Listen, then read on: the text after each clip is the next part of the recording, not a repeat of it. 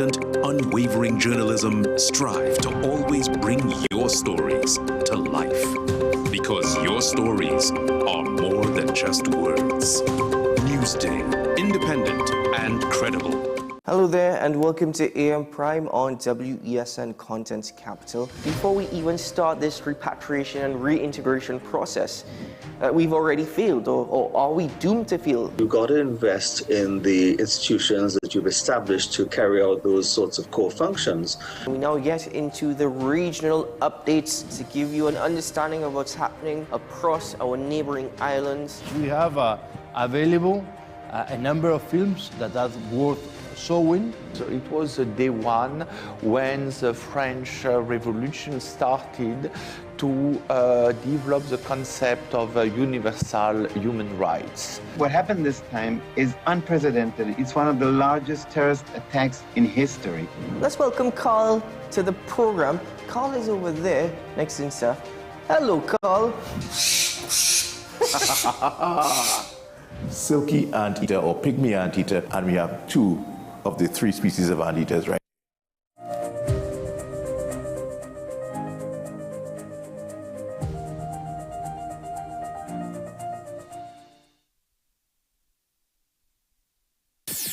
WESN.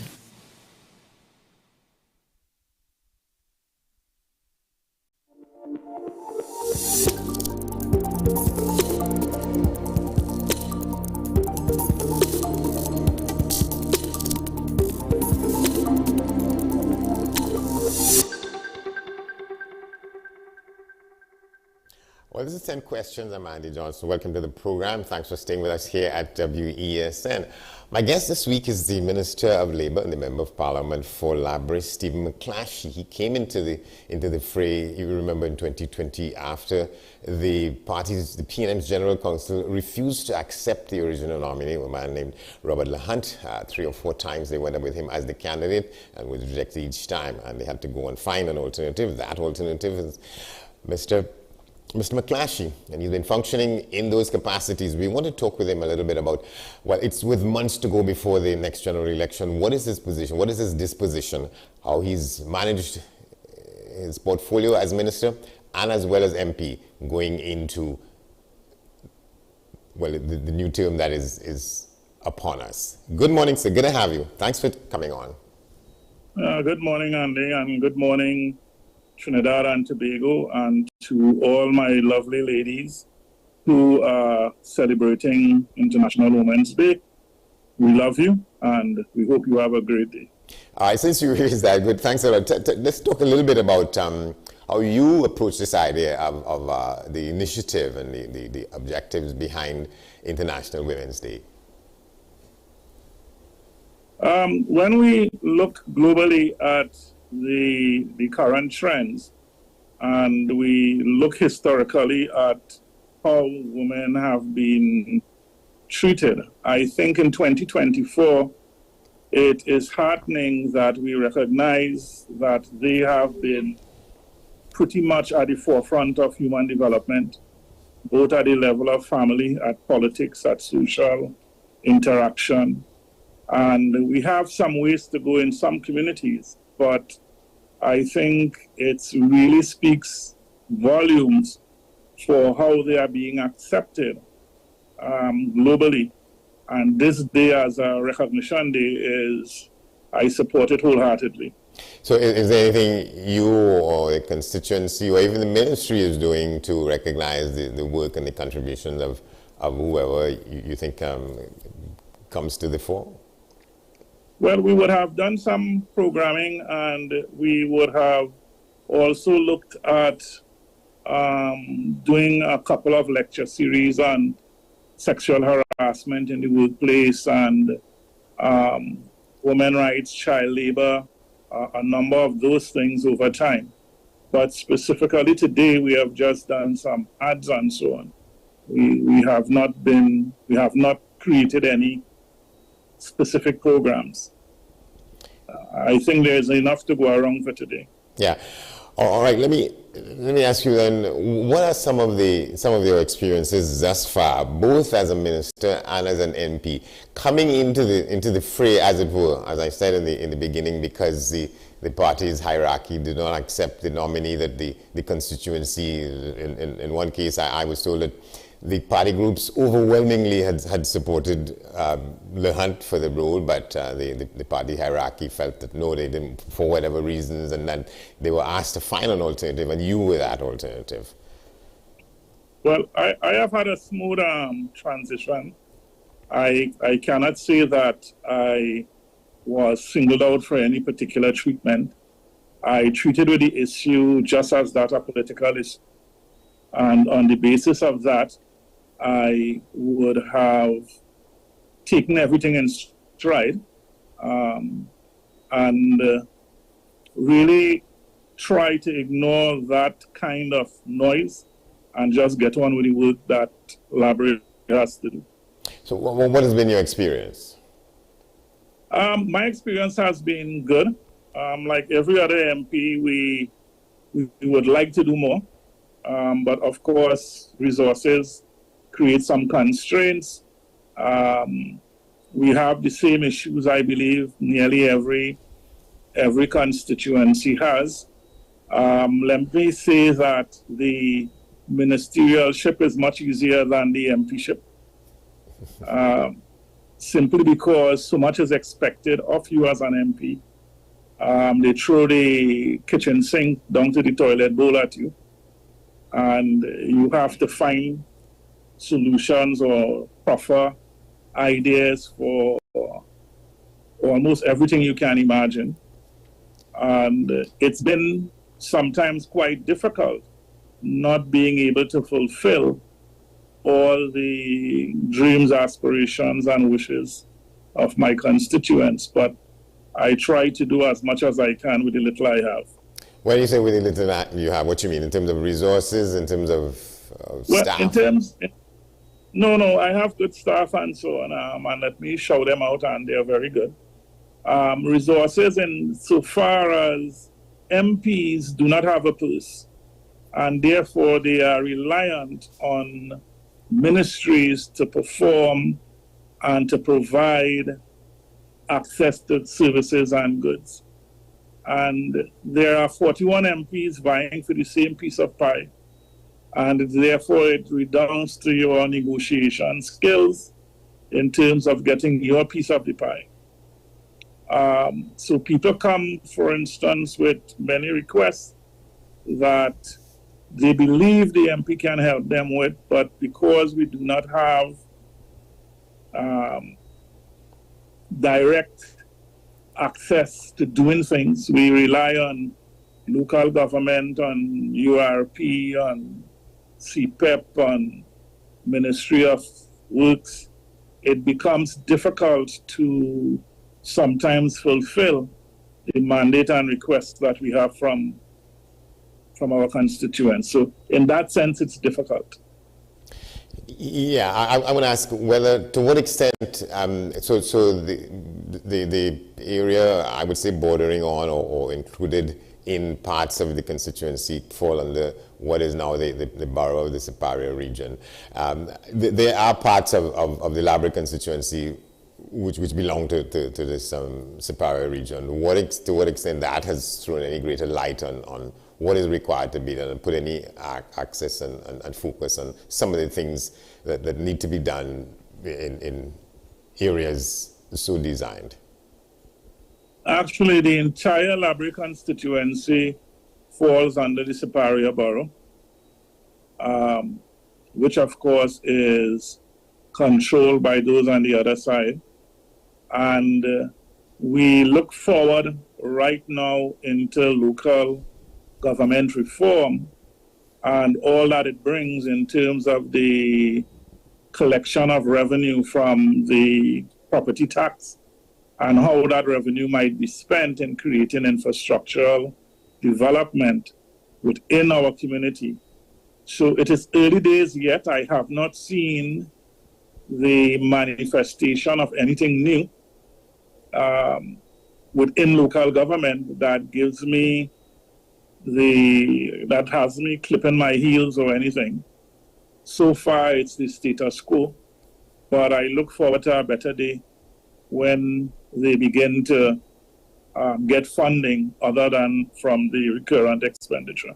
Yeah, what are some of the things your experience has been based on as MP and Minister, that you went into this position, I was wanting to say reluctantly, but it may not have been, but as an alternative to who other people would have wanted. What are some of the things you met that became issues right away for you to deal with? And then what are some of the things that you brought to the table saying, well, okay, in this position, when I size up the situation, when I sum up the realities, this is sort of my work schedule for this period, this parliamentary period? All right, good question, Andy, because within the Laborie constituency, we suffered on, probably still suffering somewhat, on infrastructural issues, drainage. We still have some flooding in the south of Laborie, Paliseco. I do see Ministry of Work right now doing some dredging of rivers and so on, so that may ease come the next rainy season. But our problems have generally been in infrastructure and the jobs. As you know, with the restructuring of Petro-Trinidad coming into being of heritage, a number of traditional jobs were lost, and we find it difficult to replace those jobs. What my focus has been is really on 3 or 4 fronts to enhance our infrastructural challenges, which we have been able to do. We have done quite a bit of work within the constituency with drainage and land slippage and road and so on. But for me, the critical issues are more of a social nature, and that of education, that of sports, that of culture, that of job creation. And we have a number of things that are taking place, particularly in education, which dovetails into other areas. And if you permit me just a minute to explain. You could take more than that. What's that? I said you could take more than a minute. Right. We have worked at the MP's office with a number of institutions. We have worked with Heritage, Trinidad Gas Unlimited, CGCL, TUFCO, NGC, Labitco on our educational drive. So we have Heritage doing a lot of work with farmers and making them into entrepreneurs and so on. We have partnered with TGU to do photovoltaic training to our young people. We have partnered with NESC to do some programs with creating some play parks at different parts of the constituency. We have partnered with NGC to do STEM training between secondary and late primary school goers. We have worked with TUFCO with their common entrance training for students in Form 4 and in Standard 4 and 5. We have worked with CCGL with their homework program.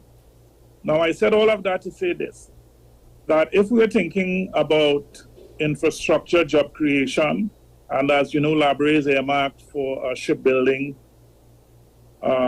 project, which can be a game changer. We can't wait for 5 years or 10 years out to ensure that the people in Laborie benefit from such an exercise. We have been performing at under the average nationally for quite a few years now at the SA. And one of the few things that create engagement and allow people to get out of their circumstances really is education. And therefore, we have placed a lot of emphasis on that and building partnerships with regard to doing that. We have a new community center in Laborie that should be open soon, that we hope to turn it into the center of that community. We are working with NALIS to bring back the library, and then we will have a co-library in the center. So a lot has been focused on education and getting our young people involved. We have also worked with Ministry of Youth and National Service with regards to the development of the beach camp facility, the Los Bajos Youth Center, and an old abandoned NSC center, which we have earmarked for training young men and women in simple skills like air conditioning and things like that. So that has been primarily my focus as my number one priority. Yeah, and as you know, it's my home constituency, and in fact, my home district. And you're talking about Palo Seco and Los Bajos and so on. And I've seen some writing and reporting about your contributions to what is envisaged for the project in Palo Seco, for instance, in Beach Camp. It is the revival of agricultural activity to lend support to the government's overall agenda about being self-sufficient in food production and contributing to agricultural development. Talk about that. Yes, we have quite a few young people who have taken the opportunity to get involved. Through the Ministry of Local Government and Rural Development, we have also been doing some work with Shade House Project. We're looking at aquaculture. And we have, the only disappointment I will say is that I'm not seeing enough people running to take up the mantle of what is being offered by the government in this particular community. I really would like to see more young people take up the position of getting into agriculture. But we have to start somewhere, and we have started. So that's a plus. Yeah, and how do you pay greater time and effort to that if that is necessary, to get people involved, to get people interested? You're talking about young men in the majority of cases here. Well, it's all about meeting them on their turf and getting them wired up and interested. Now, I spent some time a little while back dealing with education. And one of the issues that you see is because we have not neglected, but because our performance at education has been poor, you have a ripple effect coming forward where many of the youths may not be literate, and therefore they are sometimes apprehensive to go into a system that they feel they may require subjects and things like that. So what we're doing is really telling them that those things are not necessary. If you have a desire and you really want to do something, we will create the opportunity for you to do it. So it's really about getting out in the community and getting our groups out there to really push youngsters in that direction. Yeah, I talk a little bit about what are the plans for the establishment and proper functioning of the Los Bajos Youth Center, or the Community Development Center. Well, they're both. Go ahead. Yeah, they are both community-based, and they are targeted for people within this community and parts of, I would say, Faizabad and maybe the extremities of Siparia. From what I can see, the infrastructure is finished, and what they're doing now is really outfitting it. So I suspect by September, we should begin to see the first cohort of students getting in to the whole issue of, as I say, small appliances, repair, small engine repair, air conditioning, a bit of woodworking, those kinds of things that young people could actually learn and become entrepreneurs in their own right. So if you learn to do air conditioning, you don't necessarily have to go and work somebody. You can become your own boss. Somebody who I tried to get a power washer I had or have fixed recently and found out that there was only one man in the whole of the geographic area of Santa Florida area the Southwest Peninsula. Who was fixing small engines. And I found that to be rather amazing, given all the whackers and lawnmowers and pressure washers and stuff that you have in abundance. And that is an area that people could go into rather quickly and make it quite profitable. So I have no doubt that those institutions, when they come on board, we also have in Point Fortin, although I'll consider the Southwestern Peninsula, we have in Chatham the youth camp that is being refurbished to be reopened. And that youth camp will also cater for students from the entire Southwestern Peninsula, which would include Faizabad and Labrie. So, it's a lot is happening at the level of the Ministry of Youth and National Service that would impact all our communities. Yeah, and how does the MP for Labrie get involved, get hands-on to ensure that constituents from Labrie sort of feature in the numbers that are going to be taken into? How does that work, and how much? Go ahead. That works in the context of how well the Member of Parliament from Labrie could convince his colleagues and his constituents, his colleague in one term, to really push to get these facilities up and ready and running.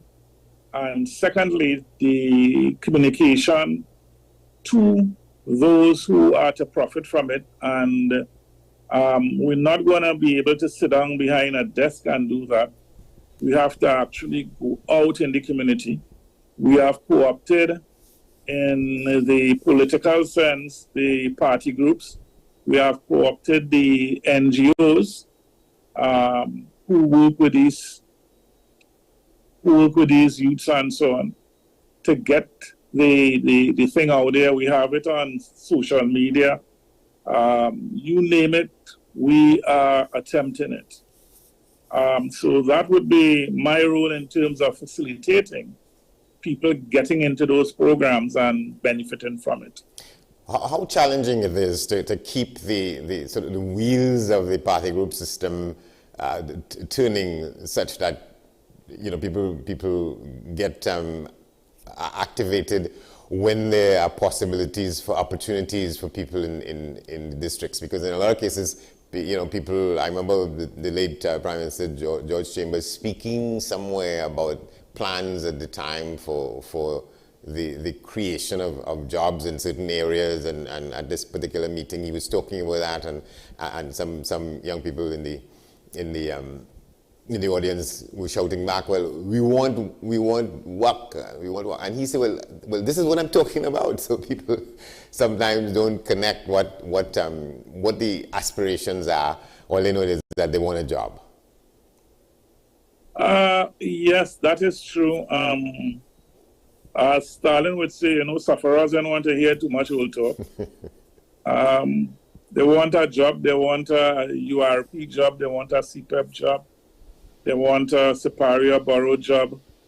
But the reality is that jobs may not be available for all. And therefore, that is why we are pushing the narrative that make and create your own jobs through training and empowerment. So we spoke a little bit about the small engine repairs, the woodwork, the small appliances repair. All those things are really meant to create self-sufficiency. Even at the level of the Ministry of Labor, we try to guide people into programs that will make them self-sufficient. But, you know, we have this general approach in Trinidad that somebody had a gemawa, and that somebody has to be the government, or the borough, or the city. And we're really saying that if we look at community development and the number of programs that they put out there in candle making and soap making and upholstery and stuffed toys and all those things, all of that is also meant to make people self-sufficient and to give them opportunities that they will not get by going down by Heritage Gate and standing up and waiting to be called. So, so if you're kind of looking at my trend, it's kind of an all-of-government approach. It's not just Ministry of Youth, it's not just local government, it's not just Ministry of Labor. We all have to work in concert in different ways to fulfill the needs of people who require different approaches. And how encouraging that experience has been for you thus far? Encouraging sufficiently to want to keep you going, or you're counting the days when this experience may come to an end? No, I'm not counting the days. I think that there is work to be done.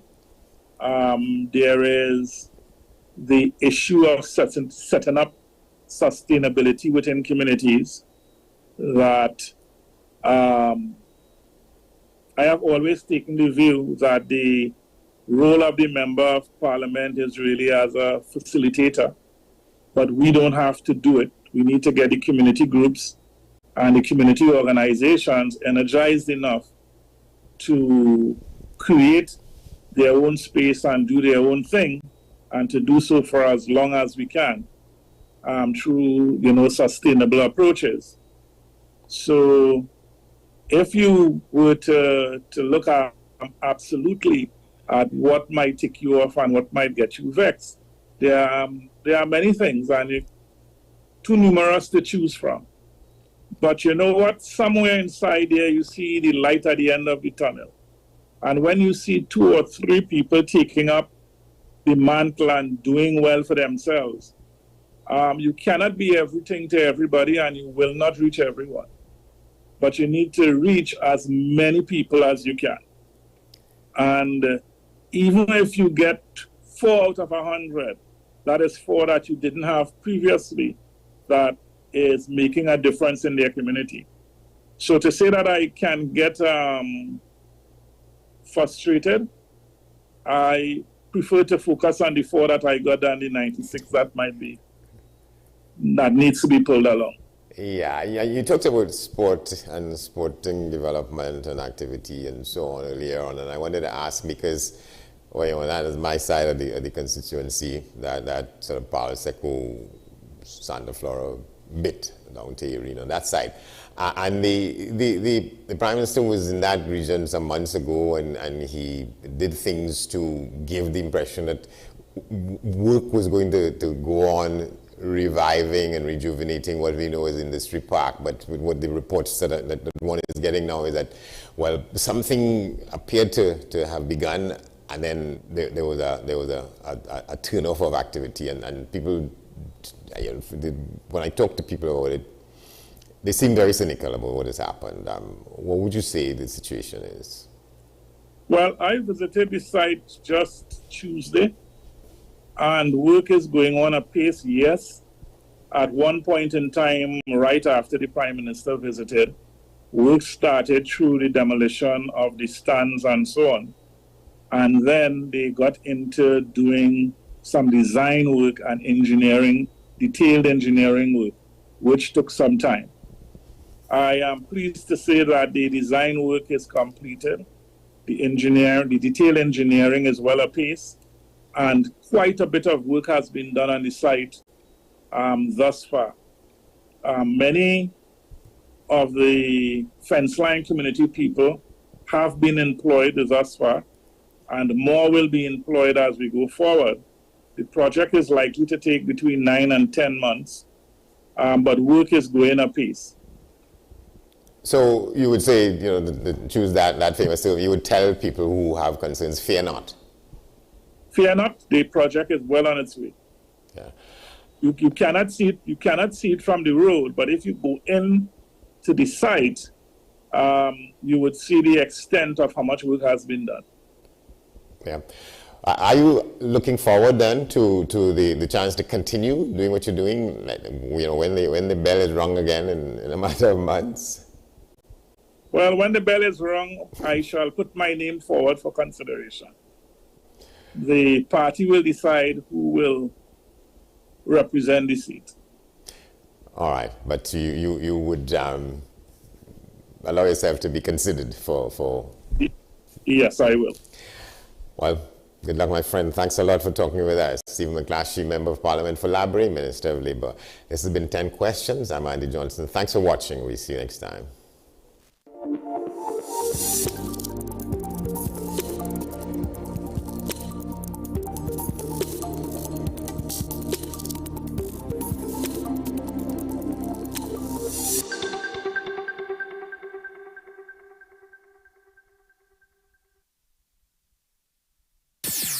WESN.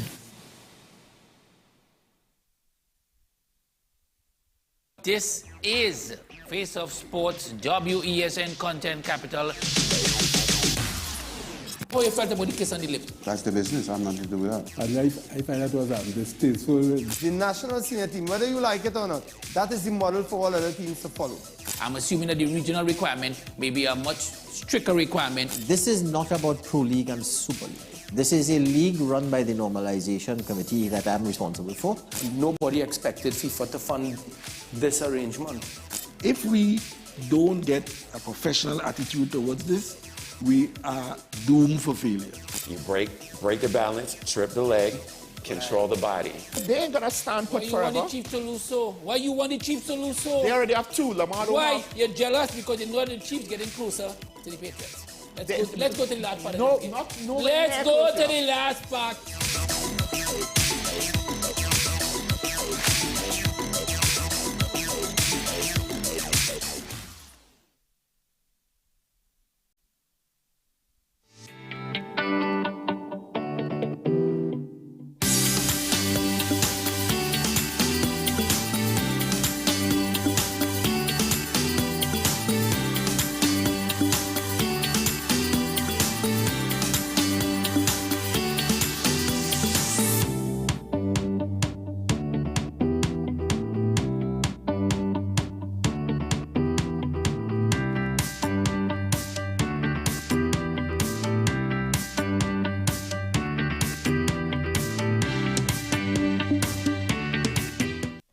Hi everyone, this is Wendy Fitzwilliam and I invite you to Woman Power, a wonderful show celebrating women on International Women's Day, March 8th at Napa. Won't you join me? So looking forward to seeing you there. Tons and tons of amazing, fabulous woman talent. Mwah. I am the whole blinking market. The countdown has started for the most entertaining ladies event ever. Get your tickets for Woman Power. Who won the world, girls? Who won the world, girls? Under the patron of Senator the Honorable Donna Carr, the network of NGOs is proud to invite you this Friday, March 8th, 7 p.m. at the luxurious Napa Auditorium. Enjoy powerful and talented divas like Nadia Batson, Bonnet Bigfoot, Carol Addison, Nisha B, the Xavier String, Kareen Ashe, and a special guest performance from Neval Chaitla. And the host of this esteemed event, the 1998 Miss Universe and still very beautiful Miss Wendy Fitzwilliam. This girl is on fire. Tickets for Woman Power this Friday at Napa are $300 reserve and $250 general admission. And they're getting scared and getting scared. For more information, call 678-7549 or 491-1802. This is Woman Power. They go keep their money, I go keep my honey and die with my dignity. Join me, Dr. Nalini Kokram, on What's Up Doc, where we discuss all your burning questions concerning health. Trinidad and Tobago is among one of the highest risk group of patients that develop this form of genetic breast cancer. What I'd like to take home from a short interview like this, screening. You must screen. Because it's silent. It's silent. Yeah. And because it's silent, you don't know it's there. What's Up Doc, every Tuesday and Thursday on WESN, Content Capital.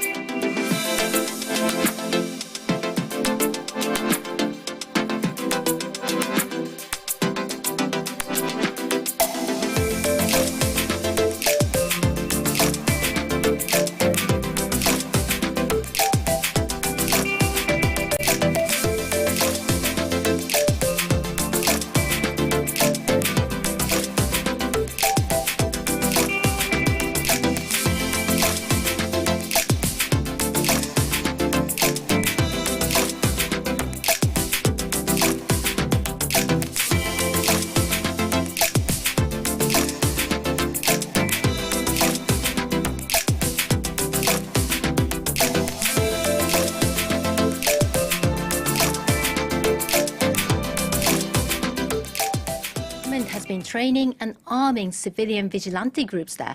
Our reporter Navodita Kumari went to meet some of them. On the foothills of the Himalayas, this group is training to protect themselves against any armed attacks. For safety reasons, they have requested that we hide their identity. Over there, the militant was walking. This village has been attacked at least 5 times in the past 4 decades. The Muslim-majority region of Jammu and Kashmir, an area claimed both by India and Pakistan, has been a hotbed of separatist movements for years. To combat the violent rebellion, the government has formed a local militia called the Village Defence Committee. These men are training to kill any infiltrators coming from across the border with Pakistan, which is just over 100 kilometers from here. They are not a part of the Indian military. They are villagers armed by the government. And this drill is a demonstration for us. I'm using a gun for my own safety and the safety of my kids because I feel threatened by militants. That's why I've got this gun. Over 4,000 civilians were trained under the program by the Indian Army to work as vigilantes on the top of their jobs. Jammu and Kashmir has reported a spike in targeted attacks on Hindus since New Delhi dissolved its semi-autonomous status in 2019. Since then, official data say around 24 Hindus have been killed by suspected militants. In January 2023, 7 Hindus were killed in Dangri village. Saroj Bala lost 4 family members, including both her sons. They fired at least 20 bullets on my eldest son. They shot my youngest son with 4 bullets. There were also some injuries, including my nephew. They also shot at me with at least 10 to 12 bullets. Following these killings, the government has started retraining the militia group. Estimates say there are over 700,000 troops deployed in Jammu and Kashmir, making it one of the most militarized places in the world. For security analysts, arming civilians cannot be the solution. No, it is not justified to arm any civilian. It is government's responsibility to ensure the security of the civilians. This is bad and wrong. It shows government's incapacity, incapability to deal with the threats on its own. Hindu nationalist Prime Minister Narendra Modi has been aiming to strengthen his reach in Jammu and Kashmir, which has been living in conflict since India's partition with Pakistan in 1947. Now, Taylor Swift is wrapping up the Asian leg of her Eras tour After 4 days in Tokyo, the American singer-songwriter did all her remaining concerts in Singapore, and that's ruffling some feathers in the region. France 24's Shona Bhattacharya joins me on set to tell us more. Hi, Shona. Hi, Yuka. So, tell us, what does Taylormania look like in Singapore? Well, really like it does, I mean, everywhere else. Everywhere that she goes, the 34-year-old has become a worldwide phenomenon, with fans, some of whom are known as Swifties, sometimes traveling considerable distances to see her in concert. For those of us who are not Taylor Swift's target audience, it's hard to understand how much power of attraction she holds over her fans. Everything she does, everything she says, and even especially in the realm of politics, can have outsized consequences. And these concerts are taking place in Singapore. Why is that? So the Singaporean government signed an exclusivity contract with Taylor Swift and her team for her to perform 6 shows in the city-state and nowhere else in Southeast Asia. And that's where things get dicey, because normally a so-called radius clause will concern a city or a region within a country, but not within a region as a whole. And last month, Thailand's Prime Minister said publicly that Singapore had paid Taylor Swift up to $3 million per show, which Singapore denied, without saying what the real figure was. And then a lawmaker in the Philippines, meanwhile, said that that exclusivity clause is hurting other countries in the region. Here's how Singapore's Prime Minister responded to those accusations. There was a certain incentives provided to her from our Tourism Development Fund. It really is a post-COVID fund to revive tourism after COVID. And a deal was reached. And if that's what's needed to be done to get an outcome which is mutually beneficial and which, from Singapore's point of view, serves not just to grow the economy, but also to bring in visitors and goodwill from all over the region, I don't see why not. So that was Singapore's Prime Minister speaking earlier. So this was an economic decision then? Well, primarily, yes. I mean, of those 300,000 tickets that were sold to attend these 6 shows, 70% of them were sold to people from outside Singapore. That means flying in, staying at a hotel or Airbnb, eating out at restaurants, and for the duration of the trip, and maybe even doing some sightseeing. Take a look. First time here in Singapore, I just really very excited for everything, and then aside from this concert, I get to see the beauty of Singapore at the same time, so everything is worth it coming here. It took a lot of my money, about 30,000 yuan, and the ticket take me 2,000 yuan.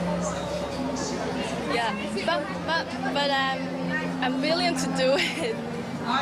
So, Yuka, if we do the math, that's about 32,000 yuan in total, so almost $4,500. That's a pretty penny for a concert. And all that adds up with an expected windfall of about $370 million for Singapore. Of course, there's also an element of soft power here, with Singapore on display as a safe cultural hub capable of pulling off a series of high-profile concerts over just a few days by one of the biggest stars on the planet. Wow, exciting times really for Singapore and other fans in the region. Well, Shona, thank you very much for that. Tributes have been pouring in for Akira Toriyama, the creator of Dragon Ball, who has died of a blood clot in the brain at the age of 68. Toriyama, better known to fans by his famous self-portrait, was widely regarded as a giant in Japan's comic book and anime culture, with a career spanning over 45 years. His Dr. Slump series was a huge hit, followed by the Dragon Ball saga, which has sold 260 million copies to date. His company says that he had several works, quote, in the middle of creation with great enthusiasm, and would have had many more things to achieve. That's all for this edition of Access Asia. Do stay tuned if you can. There's more world news coming up.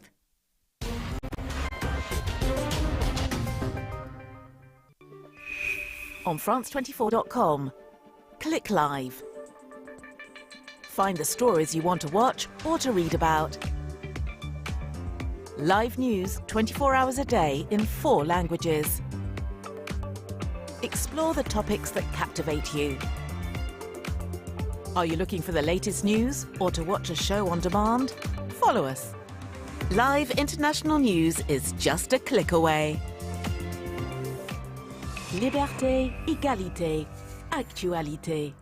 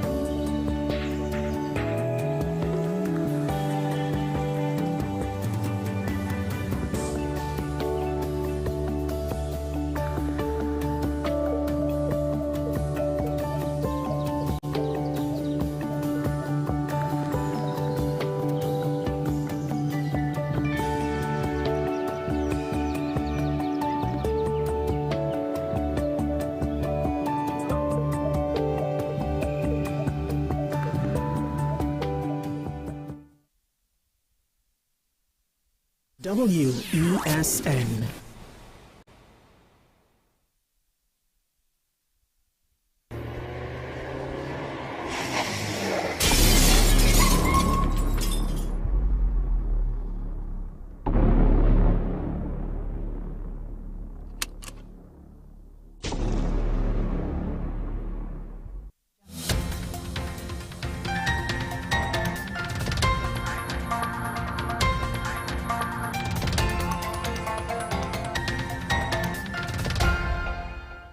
This is WESN's News on the Hour. Thank you for joining us.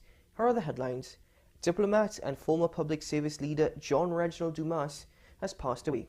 Pharmacy employees abducted and vehicle robbed in Shoguners. Dr. Hollis Liverpool, fondly known as Chalkdust, has been honoured by UTT. And in international news, over 280 Nigerian school pupils have been abducted. With the details, I'm Keaton Shaw. Last night marked the passing of John Reginald Dumas, former diplomat and esteemed head of the public service. His departure follows a period of hospitalization in recent weeks due to gastrointestinal complications. Dumas underwent emergency surgery at Scarborough General Hospital, where there were pleas for blood donations during his treatment. His daughter, Sonia Dumas, confirmed his passing at 10:36 p.m. on Thursday evening. John Reginald Dumas, a prominent member of the Tobago's Council of Elders, departed at the age of 88, leaving behind a legacy of service and dedication. His passing comes just a little over a month before what would have been his 89th birthday on April 4th. Mr. Dumas fought an extended challenge of gastrointestinal failure over the past few weeks at the Scarborough General Hospital. 2 pharmacy employees, Anil Hussain of Freeport and Kevin Kunkun from Charleville, became victims of abduction and robbery on Thursday afternoon. The incident unfolded at approximately 2:30 p.m. when both individuals ventured to the Mid-Centre Mall car park in Shoguners to meet with a prospective buyer interested in purchasing a white BMW. Initial reports indicate that they had clarified with their co-workers that the meeting was solely for viewing purposes and not for a test drive.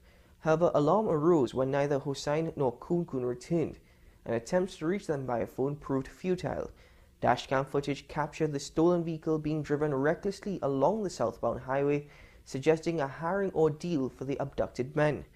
Fortunately, a short while later, both victims were located in the penal area, though the whereabouts of the vehicle remains unknown, adding a layer of concern to the ongoing investigation. Dr. Hollis Liverpool, known as Chalkdust, was visibly moved as he received recognition during the University of Trinidad and Tobago's or UTT's inaugural Master of Arts in Carnival Studies Founders Day, which took place on Wednesday. Dr. Liverpool, a revered academic and calypsonian, expressed that it was one of the happiest nights of his life, though tinged with sadness as he reflected on the recent passing of his wife, Ruth Liverpool, in January after a prolonged illness. Reflecting on the journey that led to this moment, Dr. Liverpool recounted how the postgraduate degree program in Carnival Studies officially began on February 20, 2005. He initially conceived the idea while teaching at the University of Virgin Islands. However, it was a call from then University President Professor Ken Julian that propelled the initiative forward. Today, the course finds its home at the university's Academy of Arts, Letters, Culture and Public, with Dr. Liverpool leading the way as the course leader. In international news, more than 280 Nigerian school pupils have been abducted in the northwestern town of Kuriga. The pupils were in the assembly ground around 8:30 a.m. when dozens of gunmen on motorcycles rode through the school. The students, between the ages of 8 and 15, were taken away along with a teacher. Kidnap gangs known as bandits have seized hundreds of people in recent years, especially in the northwest of Nigeria. However, there had been a reduction in the mass abduction of children over the past year until this week. Those kidnapped are usually freed after a ransom is paid. Well, that's it for WSN's News on the Hour. I'm Keaton Shah. Thank you for watching. We'll have more for you at the top of the hour.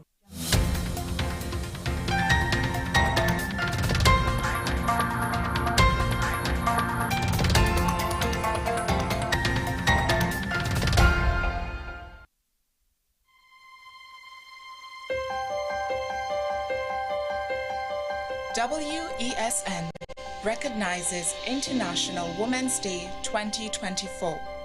The global theme for this year is Invest in Women, Accelerate Progress.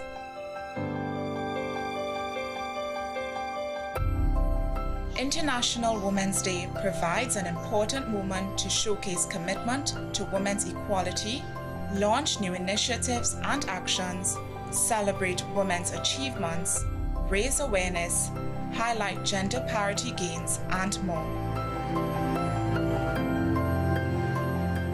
Collectively, everyone can make a difference within this sphere of influence by taking concrete actions to help build a more gender equal world.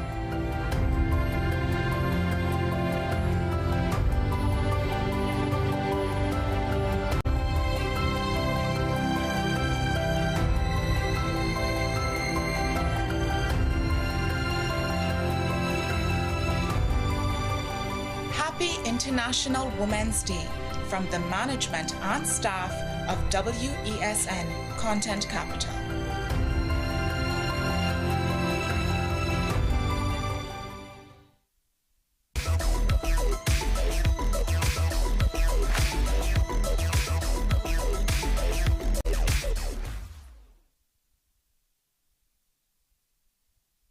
Hi everyone, this is Wendy Fitzwilliam and I invite you to Woman Power, a wonderful show celebrating women on International Women's Day, March 8th at Napa.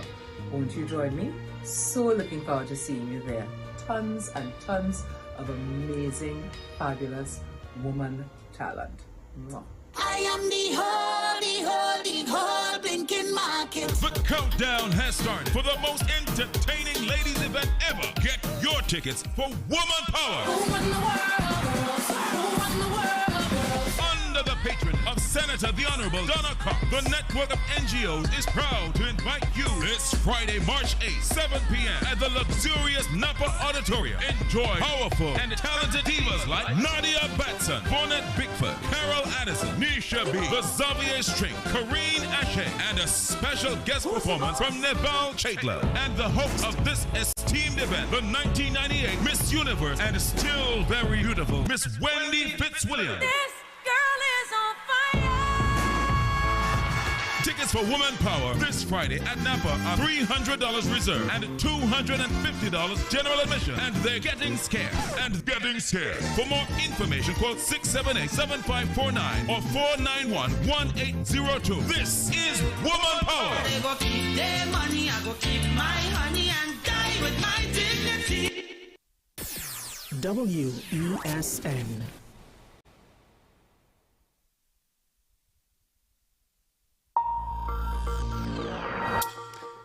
Bienvenue à tous. Welcome to Reporters Plus here on France 24. I'm Mark.